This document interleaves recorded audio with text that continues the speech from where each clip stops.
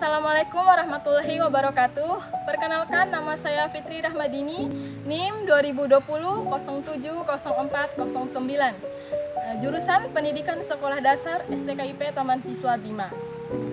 Nah, di video kali ini saya akan memperlihatkan sebuah video mengenai keadaan di lingkungan sekitar kita ini sehingga sering terjadi banjir. Dan di video kali ini saya akan memaparkan solusi bagaimana cara kita untuk mencegah terjadinya banjir.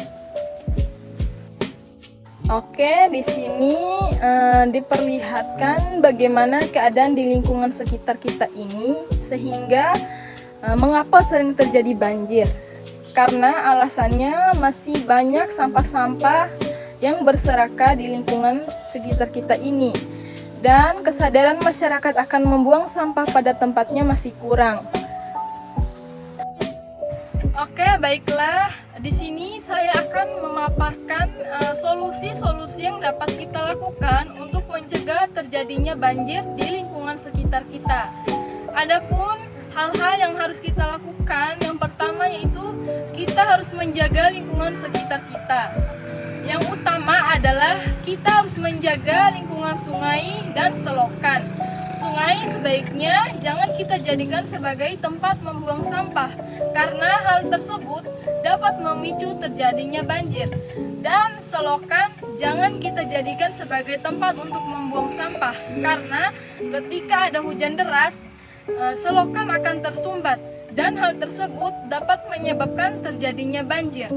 Kemudian langkah yang kedua yang harus kita lakukan adalah kita harus membuang sampah pada tempatnya. Kita jangan membuang sampah sembarangan, karena dengan membuang sampah sembarangan lingkungan kita akan tercemar dan dapat memicu terjadinya banjir. Oleh karena itu, kita harus membuang sampah pada tempatnya. Dengan kita membuang sampah pada tempatnya, maka kita telah memberikan dampak positif bagi lingkungan kita. Kemudian langkah selanjutnya yang harus kita lakukan adalah kita harus rajin membersihkan saluran air.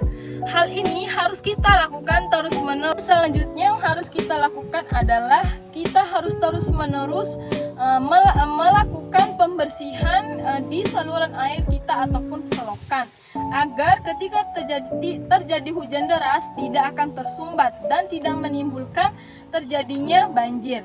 Kemudian langkah selanjutnya yang harus kita lakukan adalah kita harus melakukan reboisasi dengan tujuan untuk meregenerasikan hutan yang telah gundul.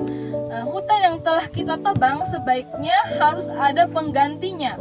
Kemudian langkah selanjutnya yang harus kita lakukan untuk mencegah terjadinya banjir yaitu kita jangan membangun rumah di pinggiran sungai, karena hal tersebut dapat menimbulkan terjadinya banjir dan tatanan penduduk menjadi tidak teratur. Dan membangun rumah di pinggiran sungai juga dapat menyebabkan bahaya bagi diri kita sendiri.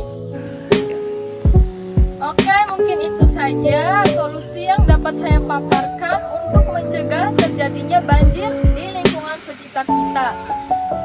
Kemudian pesan saya untuk Bapak Dinas Kehutanan kepada Bapak, baiknya menjaga dan melestarikan hutan di Indonesia dengan baik dan benar. Dan apabila ada orang yang melakukan penggundulan hutan maupun penebangan hutan dengan sembarangan, untuk diberikan sanksi yang sewajarnya.